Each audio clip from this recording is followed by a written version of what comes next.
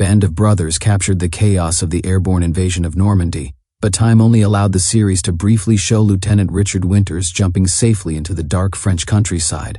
What the show couldn't fully explore was what happened to the rest of Easy Company that night. Their stories are just as dramatic, and in many cases, far more chaotic. On the night of June 5, 1944, Easy Company boarded 8 C-47 transport planes. The aircraft were numbered 66 through 73, each carrying a stick of paratroopers heading for Normandy. But 3 of the men portrayed in Band of Brothers would never make it to the ground. Lieutenant Thomas Meehan, Easy Company's commanding officer, and First Sergeant William Bill Evans were aboard aircraft number 66. Their plane was struck near the town of Saint-Mère-Église. The aircraft crashed before anyone could jump. All 17 paratroopers and 5 crew members were killed. Another man who never made the jump was Private Roy W. Cobb. His aircraft took heavy anti-aircraft fire, and Cobb was wounded before he could even reach the door. Ironically, Cobb had originally been seated beside George Luz. According to Luz, the two swapped places before boarding. Luz had a strange premonition that the seat would be hit during the flight. That small decision likely saved his life. While these tragedies unfolded, Richard Winters and the men aboard aircraft 67 were approaching the Normandy coast. Winters later described the moment in his memoir. Standing in the open doorway of the plane, he looked down toward the dark countryside below as the aircraft accelerated to avoid enemy fire. It was the first time he had ever been under combat fire, and adrenaline surged through him. Ahead of them, the formation was beginning to break apart. At first, the German anti-aircraft gunners were leading their shots too far ahead of the planes, misjudging their speed. But before long, they corrected their aim. Soon the sky around the C-47s filled with exploding shells. What had once looked almost beautiful from a distance now became terrifyingly real. The bursts grew louder and closer until finally a shell struck the tail of Winters' aircraft.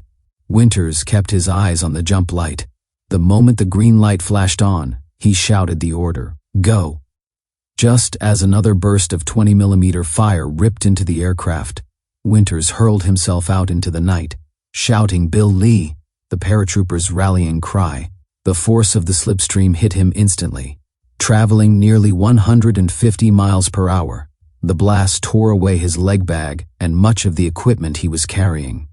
Behind him jumped Private Bert Pat Christensen, carrying one of Easy Company's machine guns. Only a few other men from Winters' stick were later shown in the series. Among them was Robert Van Klinken, who would later be killed in Holland.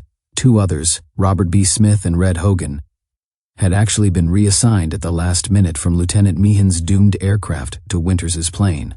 The final man to leave the aircraft was Bull Randleman. Randleman served as the stick's pushman, the last man in line whose job was to make sure everyone jumped. If someone hesitated, Bull's job was simple: shove them out the door whether they wanted to go or not. But on that night, no one needed encouragement. The planes were flying too fast and too low, desperately trying to escape the heavy anti-aircraft fire. According to the regiment's after-action report, the result was chaos. Of the 81 aircraft assigned to drop paratroopers from the 1st Battalion into their designated drop zone, only 10 actually landed where they were supposed to. 3 aircraft missed the drop zone by nearly 20 miles. Others overshot entirely. Many paratroopers knew instantly that something had gone wrong. As they flew over Normandy, they spotted 3 large green T markers on the ground, the lights set by Pathfinder teams to mark the drop zone. Those markers flashed beneath them and disappeared behind the aircraft. They had already passed it. In a strange twist of fate, that mistake may have saved many lives. Later intelligence revealed that German forces had heavily fortified the planned drop zone. Rifle pits and automatic weapons surrounded the area, waiting for the incoming paratroopers.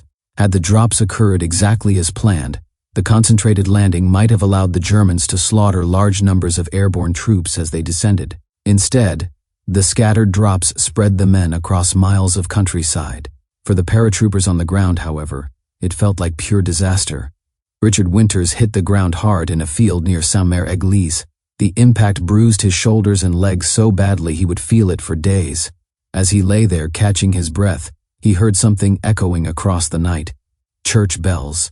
The town's bell tower was ringing as local civilians tried to alert firefighters to a blaze that had broken out nearby. But Winters had a more immediate problem. When the slipstream tore away his leg bag, it had also ripped off his rifle and grenades. He had landed in occupied France, completely unarmed.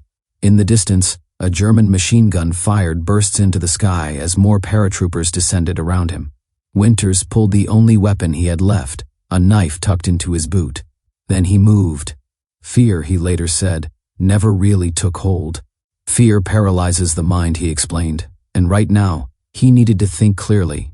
Months of training took over. His first instinct was to recover his missing equipment, but that would mean getting closer to the machine gun firing near the road. So he changed plans. Just then, another paratrooper landed nearby. Winters quickly cut him free from his parachute harness and grabbed one of the man's grenades. "Let's go find my equipment," Winters said. The soldier hesitated. Even though he carried a Thompson submachine gun, he didn't want to take the lead. So Winters simply told him, "Follow me," and together, they disappeared into the darkness of Normandy.